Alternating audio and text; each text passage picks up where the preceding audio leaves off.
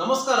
ನಾನು ನಾಗಸಿದ್ದ ಶೆಟ್ ಅಂತ ಕುಮಟಾದಿಂದ ಕುಮಟಾದಿಂದ ಮಾತಾಡ್ತಿದ್ದೀನಿ. ಕರ್ನಾಟಕ ರಕ್ಷಣಾ ವೇದಿಕೆಯ ಪ್ರವೀಣ್ ಶೆಟ್ಟಿ ಬಣದ ತಾಲೂಕು ಅಧ್ಯಕ್ಷನಾಗಿ ಈಗಾಗಲೇ ನಾನು ಕೆಲಸವನ್ನು ಇಲ್ಲಿ ಮಾಡ್ತಾ ಇದ್ದೀನಿ. ಸಾಮಾಜಿಕ ಹೋರಾಟವನ್ನು, ಕನ್ನಡ ಪರ ಹೋರಾಟವನ್ನು ಮಾಡ್ತಾ ಇದ್ದೀನಿ. ಈಗಾಗಲೇ ನಾವು ತಗೊಂಡಿರುವಂಥ ವಿಷಯ ಏನಂದರೆ, ಈಗ ಕೆಲವೊಂದು ರಾಷ್ಟ್ರೀಕೃತ ಬ್ಯಾಂಕ್ಗಳಿದ್ದಾವೆ. ಕೆನರಾ ಬ್ಯಾಂಕ್ ಆಗಿರ್ಬೋದು, ಸ್ಟೇಟ್ ಬ್ಯಾಂಕ್ ಆಗಿರ್ಬೋದು.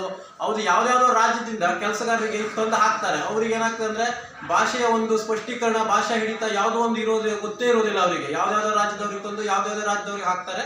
ಮತ್ತೇನಂದ್ರೆ, ಈ ರಾಜ್ಯದವರಿಗೆ ಒಂದು ಅರ್ಧ ಜನವನ್ನ ಈ ರಾಜ್ಯದವರಿಗೆ ಮತ್ತು ಅರ್ಧ ಜನವನ್ನ ಬಾಕಿ ರಾಜ್ಯದವ್ರಿಗೆ ಹಾಕಬೇಕು. ಯಾಕೆ ಕೇಳಿದ್ರೆ, ಇಲ್ಲಿ ಕನ್ನಡಕ್ಕೆ ಒಂದು ಸ್ಪಷ್ಟೀಕರಣ ಕೊಡುವಂಥದ್ದು. ಯಾಕಂದ್ರೆ ಇಲ್ಲಿ ವಾಸ ಮಾಡುವವರು ಅಚ್ಚ ಕನ್ನಡಿಗರು. ಕುಮಟಾ ಆಗಿರ್ಬೋದು, ನಮ್ಮ ಕರ್ನಾಟಕದಲ್ಲಿ ಅದನ್ನ ಅವರು ಅಚ್ಚ ಕನ್ನಡಿಗರಾಗಿರೋದ್ರಿಂದ ಅವ್ರಿಗೆ ಕನ್ನಡದ ಬಗ್ಗೆ ಯಾವುದೇ ರೀತಿಯಾದಂಥ ಮಾಹಿತಿಗಳು ಕೊಡುವುದಿಲ್ಲ. ಯಾಕಂದ್ರೆ ರಾಷ್ಟ್ರೀಕೃತ ಬ್ಯಾಂಕಲ್ಲಿ ವ್ಯವಹಾರ ಮಾಡೋದೇ ಒಂದು ದುಷ್ಕರವಾಗಿ ಆಗೋಗ್ಬಿಟ್ಟಿದೆ. ಯಾಕಂದ್ರೆ ದೊಡ್ಡವ್ರ ಬ್ಯಾಂಕೇ ಆಗೋಗ್ಬಿಟ್ಟಿದೆ. ಇದು ಸಣ್ಣವರಿಗೆ ಒಂದು ಮೌಲ್ಯನೇ ಇಲ್ಲ. ಆ ಒಂದು ನಿಟ್ಟಿನಲ್ಲಿ ನಮ್ಮ ರಾಜ್ಯ ವ್ಯಾಪ್ತಿಯಲ್ಲಿ ಕನ್ನಡ ಪರ ಸಂಘಟನೆಗಳೇನಿದ್ದಾವೆ, ಅವ್ರು ನೀವು ಶಾಲೆ ಹಾಕೊಂಡು ಬೋರ್ಡ್ ಹಾಕೊಂಡು ತಿರ್ಗಾಡ್ರ ಇಲ್ಲ. ಅದ್ರ ಬಗ್ಗೆ ನೀವು ಖಂಡನೆ ಮಾಡಿ ಹೋರಾಟವನ್ನ ಮಾಡ್ಬೇಕು. ಯಾಕಂದ್ರೆ ಸರ್ಕಾರ ಏನೋ ಒಂದು ಗಲಾಟೆ ಮಾಡಿದ್ರು ಇದು ಅಂತ ಹೇಳಿಬಿಟ್ಟು ಸಾರ್ವಜನಿಕ ಆಸ್ತಿ ಪಾಸ್ತಿಗೆ ಹಾನಿ ಮಾಡಿದೆ ಅಂದ್ಬಿಟ್ಟು ಒಂದು ಕೇಸನ್ನ, ಪ್ರಕರಣವನ್ನು ದಾಖಲು ಮಾಡ್ತದೆ ಬಿಟ್ಟರೆ, ಬಾಕಿ ಯಾವುದೇ ರೀತಿಯಾದಂತಹ ಆ ಕನ್ನಡವನ್ನ ಬ್ಯಾಂಕ್ನಲ್ಲಿ ಒಂದು ಅರ್ಜಿದಾರರಾಗಿ ನೇಮಕ ಮಾಡೋದಾಗಿರ್ಬೋದು, ಯಾವುದೇ ರೀತಿಯಾದಂತಹ ಒಂದು ಇದನ್ನ ಕೂಡ ಮಾಡೋದಿಲ್ಲ. ಆ ಒಂದು ನಿಟ್ಟಿನಲ್ಲಿ ನಾವೊಂದು ಈಗಾಗಲೇ ನಾವು ಈ ತರದ ಒಂದು ಇದು ಮಾಡಲಿಲ್ಲ ಅಂದ್ಬಿಟ್ರೆ,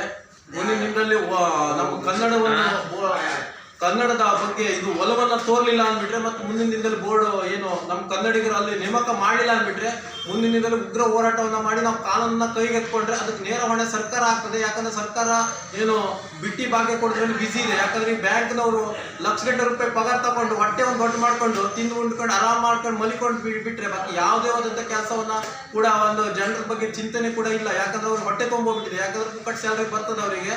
ಆ ಒಂದು ನಿಟ್ಟಿನಲ್ಲಿ ಇಂಥ ಬ್ಯಾಂಕ್ನವರು ಕೂಡ ಇದು ಮಾಡ್ಬೇಕು. ಯಾಕಂದ್ರೆ ಕನ್ನಡ ಬರೆದಿದ್ದವರು ಕೂಡ ಇಲ್ಲಿ ಓಡ್ಸಾಕ್ಬಿಡ್ಬೇಕು. ಅಲ್ಲಿ ಕನ್ನಡ ಬರುವಂತ ಒಂದು ಕೆಲಸದವ್ರು ಇಲ್ಲಿಯವರಿಗೆ ನೇಮಕಾತಿ ಮಾಡ್ಕೊಳ್ಬೇಕು ಅನ್ನೋದೊಂದೇ ನಮ್ದು ಕರ್ನಾಟಕ ರಕ್ಷಣಾ ವೇದಿಕೆ ಪ್ರವೀಣ್ ಶೆಟ್ಟಿ ಬಣದ ಒಂದು ಬೇಡಿಕೆ ಆಗಿದೆ. ಇಲ್ಲ ಅಂದ್ರೆ ಮುಂದಿನ ನಾವು ಕಾನೂನನ್ನ ಕೈಗೆತ್ಕೊಂಡು ಅದಕ್ಕೆ ನೇರ ಹೊಣೆ ಸರ್ಕಾರ ಹೊರಬೇಕಾಗ್ತದೆ ಹೇಳ್ಕೊಳ್ತಾ ಇದ್ದೀವಿ.